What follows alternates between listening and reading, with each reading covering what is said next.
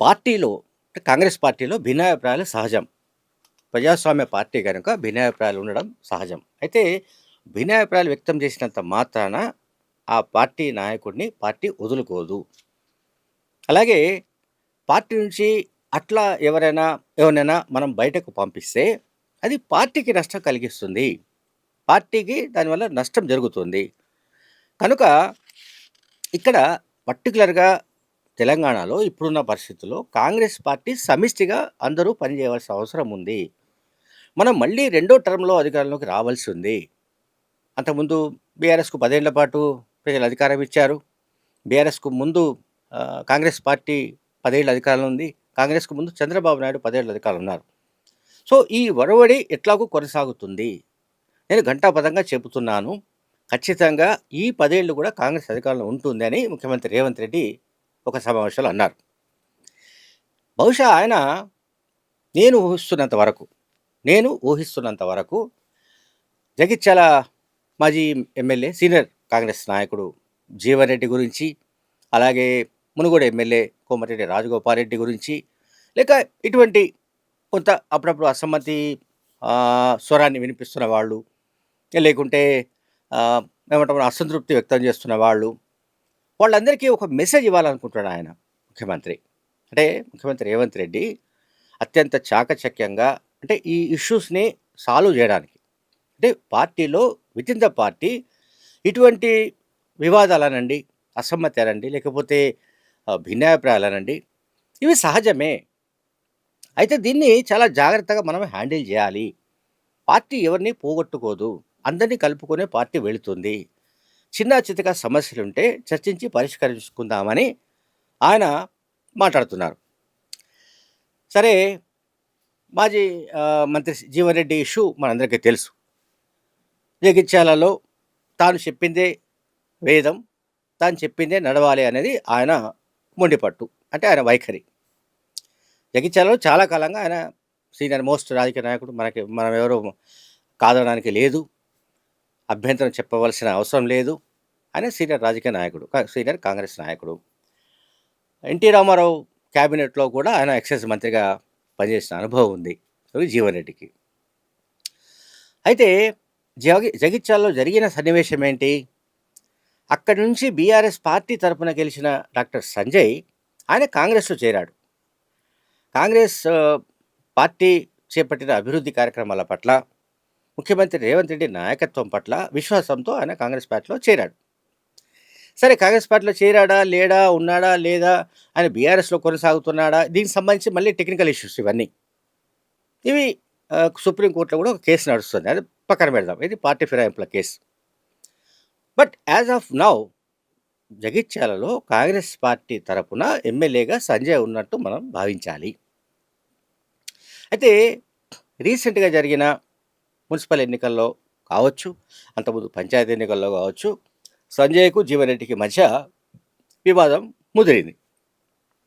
నేను చెప్పిన వాళ్ళకే సీట్ ఇవ్వాలను, టికెట్ ఇవ్వాలను జీవన్ రెడ్డి పట్టుబడుతూ వచ్చారు. అలాగే సంజయ్ కూడా లోకల్ స్థానిక ఎమ్మెల్యే కనుక ఆయన తన ప్రాధాన్యం ఉండాలని ఆయన మాట్లాడుతూ వచ్చారు. సో, మొత్తం మీద ఇష్యూ ఒక రకంగా సాల్వ్ అయిందని అనుకోవాలి. అయినప్పటికీ జీవన్ రెడ్డి ఈ మధ్యకాలంలో ఇంకా తన అసమ్మతి స్వరాన్ని పెంచారు. అసలు నాలాంటి వాళ్ళు, అసలు కాంగ్రెస్ వాళ్ళు ఈ పార్టీలో ఉండాలా లేదా అనే దశకు వచ్చినట్టుగా ఆయన పాపం తీవ్ర ఆవేదన కూడా వ్యక్తం చేశాడు. సరే, బహుశా జీవన్ రెడ్డి లాంటి వాళ్లను ముఖ్యమంత్రి రేవంత్ రెడ్డి కానీ, పిసిసి అధ్యక్షుడు కానీ ఎప్పుడైనా పిలిచి మేబీ ఆయనతో మాట్లాడే అవకాశం రావచ్చు, మాట్లాడవచ్చు. అటువంటి వాళ్లను కొంత సంతృప్తి పరచడానికి ఆయనకి ఏదైనా పార్టీపరమైన పదవిని కూడా ఇవ్వడానికి అవకాశాలు లేకపోలేదు. పార్టీ హైకమాండ్ కూడా ఎప్పటికప్పుడు ఇటువంటి సీనియర్స్ విషయంలో కొన్ని జాగ్రత్తలు తీసుకోవాలని ముఖ్యమంత్రి రేవంత్ రెడ్డికి సూచించింది ఆల్రెడీ. సరే, ఇక ఇప్పుడు మునుగోడు ఎమ్మెల్యే కోమటిరెడ్డి రాజగోపాల్ రెడ్డి, ఆయన పాపం మునుగోడు అసెంబ్లీ నియోజకవర్గానికి రావాల్సిన నిధులు రావడం లేదనేది ఆయన వాదన. ఆయన విమర్శ అంత ఏంటంటే, మంత్రులు తమ కాన్స్టిట్యుయెన్సీస్‌కు నిధులు తీసుకెళ్ళిపోతున్నారు. ముఖ్యమంత్రి ఆయన తన కాన్స్టిట్యుయెన్సీకి నిధులు తీసుకెళ్ళిపోతున్నాడు. వేరాజ్ ఎమ్మెల్యేలకు తాము ప్రాతినిధ్యం వహిస్తున్న నియోజకవర్గాలకు నిధులు రావడం లేదు అనేది ఆయన విమర్శ. అట్లాగే బిల్లులు చాలా పెండింగ్‌లో ఉన్నట్టుగా ఇంకొక విమర్శ. దీంతో పాటు పొలిటికల్‌గా ఆయన విమర్శ ఎట్లాగూ ఉంది. డే 1 నుంచి. ఆయన ఎమ్మెల్యే అయిన నాటి నుంచి ఉంది. నేను బీజేపీ నుంచి కాంగ్రెస్‌లోకి వచ్చిన రోజే, అంటే నేను రావడానికి ముందే నాకు మంత్రి పదవి ఇస్తామని ఆఫర్ ఇచ్చారు. ఆ మేరకు హామీ ఇచ్చారు. ఆ వాగ్దానాన్ని వాళ్ళు నిలబెట్టుకోవడం లేదు హైకమాండ్ అంటూ ఆయన మాట్లాడుతూ వస్తున్నారు. ఆయన హైకమాండ్ కూడా స్పేర్ చేయడం లేదు. Komatireddy Rajagopal Reddy party high command spare చేయడం లేదు, లేకుంటే ముఖ్యమంత్రి రేవంత్ రెడ్డిని స్పేర్ చేయడం, ఎవరిని స్పేర్ చేయడం లేదు. సరే, ఆయన పొటెన్షియాలిటీ విషయంలో మనకెవరికి ఏ రకమైన డౌట్ లేదు. ఆయన పొటెన్షియల్ నాయకుడు. అయితే అదే సమయంలో ముఖ్యమంత్రి రేవంత్ రెడ్డి చేస్తున్న వ్యాఖ్యల్ని కూడా రాజగోపాల్ రెడ్డి అర్థం చేసుకోవాల్సిన అవసరం ఉంది.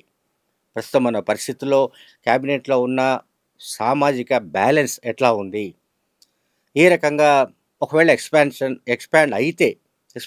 చేస్తే దాంట్లో తనకు ఏ రకమైన అంటే ఎంట్రీ ఉండే అవకాశం ఉంది. దీనికి సంబంధించి కోమటిరెడ్డి రాజగోపాల్ రెడ్డికి తెలియదని అనుకోవడం లేదు. ఆయన కూడా సీనియర్ రాజకీయ నాయకుడు. అండ్ మోరోవర్, తెలంగాణ బిల్లు ఆమోదం జరిగిన సమయంలో, అంటే ఆంధ్రప్రదేశ్ పునర్వ్యవస్థీకరణ బిల్లు ఆమోదం పొందిన సమయంలో కాంగ్రెస్ పార్టీ ఎంపీగా లోక్సభలో పోరాడిన వాళ్ళలో రాజగోపాల్ రెడ్డి కూడా ఉన్నాడు. ఇప్పుడు క్యాబినెట్ మంత్రులుగా ఉన్న వాళ్ళలో పొన్నం ప్రభాకర్, అట్లాగే కోమటిరెడ్డి రాజగోపాల్ రెడ్డి లాంటి వాళ్ళు ఉన్నారు. మనం ఎవరం వాళ్ళ కాంట్రిబ్యూషన్ కాదనడానికి లేదు. At the same time Rajagopal రెడ్డికి వచ్చిన సమస్య ఏంటంటే, రాజగోపాల్ రెడ్డి సోదరుడు, ఆయన అన్న అయిన కోమటిరెడ్డి వెంకటరెడ్డి క్యాబినెట్లో ఉన్నాడు. కనుక క్యాబినెట్లో అన్న ఉండగా తమ్ముడికి కూడా క్యాబినెట్లో సీటు దొరుకుతుందా, అంటే ఛాన్స్ దొరుకుతుందా లేదా అన్నది అది చాలా క్రిటికల్ ఇష్యూ. అంటే అంత త్వరగా మనం ఈజీగా చెప్పడానికి లేదు. సరే, ఒకవేళ పార్టీ హైకమాండ్ కనుక నిర్ణయం తీసుకుందనుకుందాం, దాన్ని ఎవరు కాదనడానికి లేదు. సరే, పార్టీ హైకమాండ్ ఎటువంటి నిర్ణయం తీసుకుంటుంది ఏమిటనేది మనం చూడాల్సిన అవసరం అయితే ఉంది. అంటే ఇక్కడ నేను చెప్పదలుచుకుని ఏంటంటే, ఒకటి, తెలంగాణలో ఇప్పుడున్న పొలిటికల్ సినేరియోలో బీఆర్ఎస్ పార్టీ అడుగడుగున కాంగ్రెస్ ప్రభుత్వాన్ని ఇరకాటంలో పెట్టడానికి ప్రయత్నిస్తోంది. అడుగడుగున. అది భూసేకరణ వ్యవహారాలు కావచ్చు, లేకుంటే దేవాదుల వంటి ఇరిగేషన్ ప్రాజెక్టులకు సంబంధించి కావచ్చు, ఫ్యూచర్ సిటీ కావచ్చు, ఏదైనా సరే ఏది చేపట్టదలుచుకున్నా ఇమ్మీడియట్గా వాళ్ళు రంగంలో దిగుతున్నారు, అడ్డుపడుతున్నారు. లేదా వాళ్ళ తరపున వాళ్ళు మొబిలైజ్ చేసి జనాన్ని రెచ్చగొట్టి రకరకాలుగా రాష్ట్ర ప్రభుత్వం పట్ల ప్రజల్లో నిరసన వచ్చే విధంగా, ప్రజల్లో ప్రభుత్వం పట్ల వ్యతిరేకత వచ్చే విధమైన వ్యవహారాలని వాళ్ళు చాలా పకడ్బందీగా నడిపిస్తున్నారు బీఆర్ఎస్ నాయకులందరూ. లేదా కేటీఆర్, హరీష్ రావు, ఎవరైనా తీసుకోండి.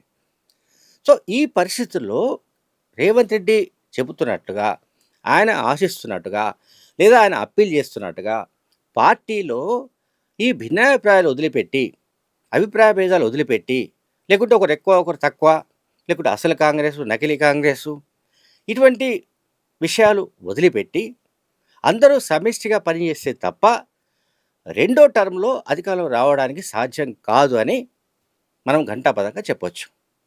Thank you very much.